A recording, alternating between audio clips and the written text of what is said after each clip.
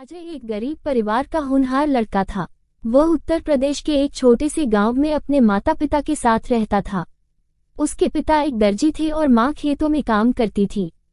अजय का सपना था कलेक्टर बनना, लेकिन संसाधनों की कमी के कारण उसे बहुत मुश्किलों का सामना करना पड़ता था।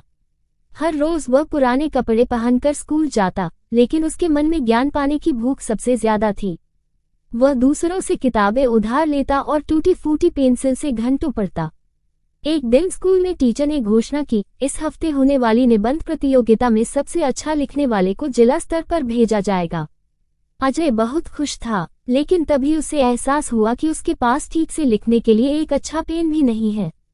घर आकर उसने माँ से पेन की बात की। माँ ने बिना कुछ कहे अपने पुराने ट्रंक से 10 रुपये निकाले और अजय को दे दिए। अगले दिन वह बाजार गया और एक नीली स्याही वाला सुंदर डाक पेन खरीदा, national hero ink pen. Ajay ने जैसे ही उस पेन को हाथ में पकड़ा, उसे एक अलग सी ऊर्जा महसूस हुई, जैसे वह पेन उसके विचारों को खुद ब खुद कागज पर उतार रहा हो।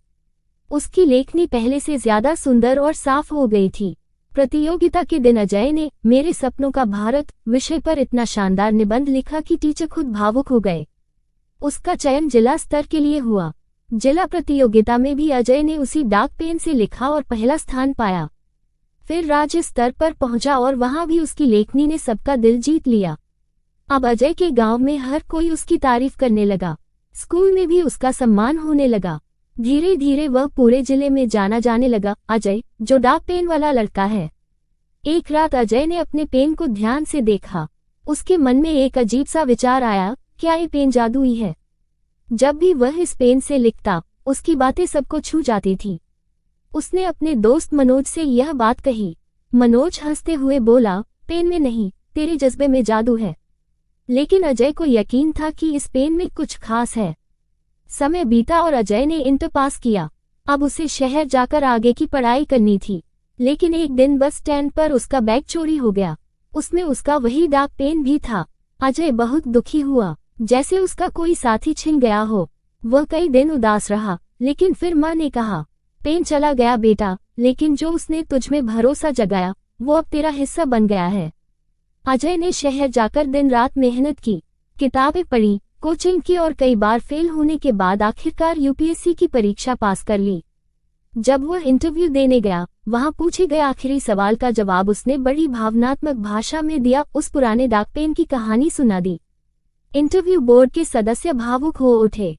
कुछ महीनों बाद अजय का चयन भारतीय प्रशासनिक सेवा में हो गया। उसका पहला पोस्टिंग उसी जिले में हुआ जहां उसका गांव था। गांव वाले उसे देखकर गर्व से भर गए। उसके स्कूल में बच्चों को बुलाकर वो प्रेरणात्मक भाषण देता था। कभी किसी चीज की कमी को अपनी कमजोरी मत बनाओ, उसे अपनी ताकत में बदल दो। एक दिन एक बूढ़ा आदमी अजय के दफ्तर में आया। उसके हाथ में एक पुराना पेन था। वह बोला, बाबूजी, ये पेन मुझे बस स्टैंड के पास मिला था बरसों पहले। नाम लिखा था अजय कुमार। अब जब सुना कि आप कलेक्टर हैं, तो सोचा लौटा दूं। अजय की आंखों में आंसू आ गए। वो अपना डाक पेन पहचान गया। उसने पेन को चूमकर अपनी मेज की दराज में रखा। ये सिर्फ एक पेन नहीं, मेरी मेहनत और सपनों की याद है। अब भी जब कोई बच्चा अजय से पूछता, साहब सफलता का राज क्या है, तो वह मुस्कुराकर कहता, एक पुराना डाक पेन, एक माँ की ममता और खुद पर यकीन। बस इतना ही काफी है दुनिया बदलने के लिए। कहानी कैसे लगे कमेंट करके जरूर बताना। ऐसे और कहानी वीडियो देखने के लिए चैनल को सब्सक्राइब करें और वीडियो को लाइक शेयर जरूर करें। अजय एक गरीब परिवार